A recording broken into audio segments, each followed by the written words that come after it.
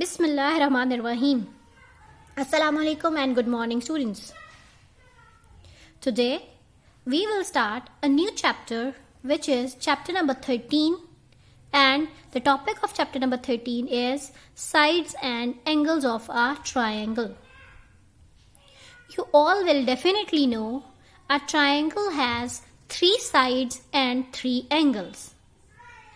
In chapter number 13, we will study certain facts about the sides and angles, certain relationship between these sides and angles. So, let's start the topic. Here you can see I have written the key points of chapter number 13. So, we will discuss these key points one by one. Key point number 1 is, if 2 sides of a triangle are unequal in length, the longer side has an angle of greater Mayer opposite to it. It means when in a triangle 2 sides are unequal in length, then the side which is greater has an angle of greater Mayer opposite to it. For example, let's see the picture. Here is a triangle ABC. Here you can see that the side BC is greater than the side AB, and side AB is greater than side AC. It is clear from the picture. BC side is greater than AB and AB is greater than AC. Here I have written side BC is greater than side AB and this AB side is greater than AC. Now the sides are unequal in measurement. The first statement, if 2 sides of triangle are unequal in length. So you can see the sides are unequal in length. Now see the angle. Here you can see the side BC. The opposite angle of BC is angle A. And from here you can see the turn of angle A is greater as compared to angle B and C. Is it clear? Angle A is greater measurement. So the side greater has an angle of greater Mayer opposite to it. Now this side AB is greater than AC. So you can see angle C is opposite to AB and it is greater than angle B. Is it clear? So the summary of the point is that when the sides are unequal in length, the side which is greater, the opposite angle of the greater side will be greater. Here BC is greater, so the opposite angle A is greater. Then AB come at the second number, so angle C comes at the second number. And AC is the shortest side, so its opposite angle, angle B, is shortest of all 3 angles. Is it clear? Now come to the key point number 2. Key point number 2 is converse of the first point. Means if 2 angles of a triangle are unequal, then the side opposite to the greater angle is longer than the side opposite to the smaller side. Now we are talking about the angles. Here you can see.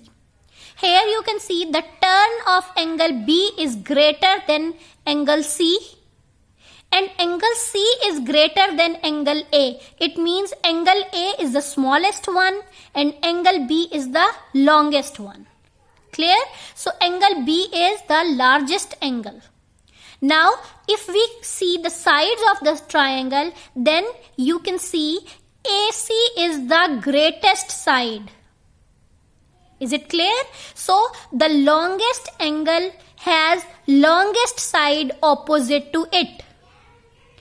And if we compare angle C and angle A, angle C is longest as compared to angle A. So if we compare the side BC and AB, you can see side AB, which is opposite to C, is greater as compared to side BC, which is opposite to A. Is it clear?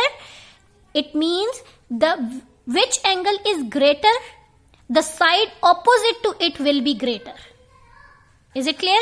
And the angle which is shortest of all, the side opposite to it will be shortest in all the three sides. Here you can see angle B is greater than angle C, and angle C is greater than angle A.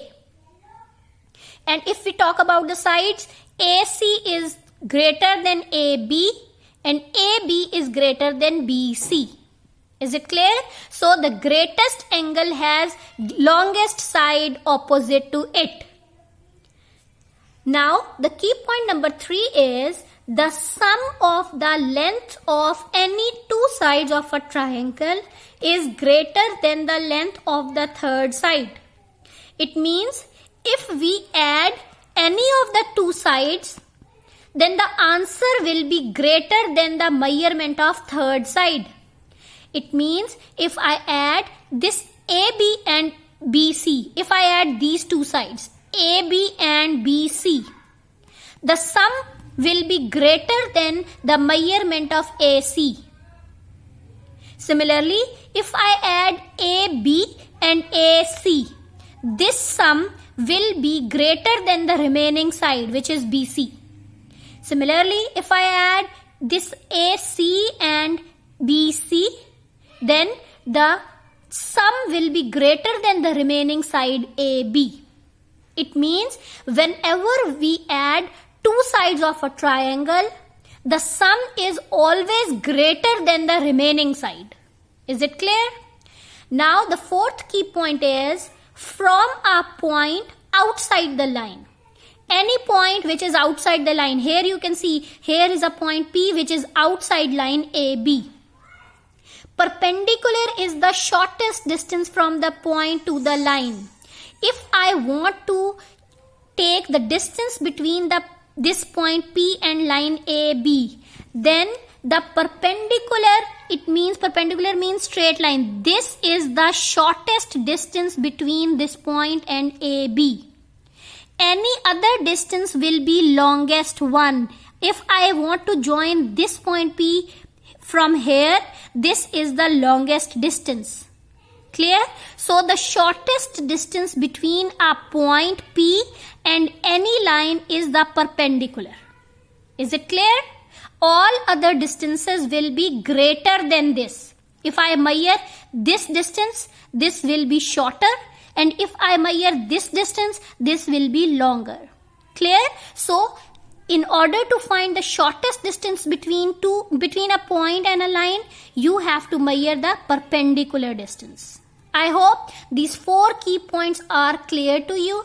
Now we will start review exercise 13. Okay, now we will start review exercise 13, question number 2. Question number 2 is, what will be angle for shortest distance between a point outside the line? It means we have to tell the shortest distance, angle and point and a line. Clear? So here is a solution. First of all, I have written the question, what will be the angle? We have to find the angle. Which angle? For shortest distance from an outside point to the line. We have to find the angle between the shortest distance of point and line. So first of all, we will recall what is the shortest distance between a point and line. So as perpendicular is the shortest distance between a line and a point outside the line. We have studied the fourth key point of chapter number 13, that if we want to take the shortest distance between a point and a line, then we should take the perpendicular distance. So here we have written perpendicular is the shortest distance between a line and a point outside the line. But we have to tell the angle. So we all know perpendicular means an angle of 90 degree. So the angle for shortest distance will be 90 degree. Is it clear? The shortest distance is perpendicular and the angle for the shortest distance will be 90 degree because perpendicular means 90 degree. I hope this question is clear to you. Now we will move to question number 3 of review exercise 13.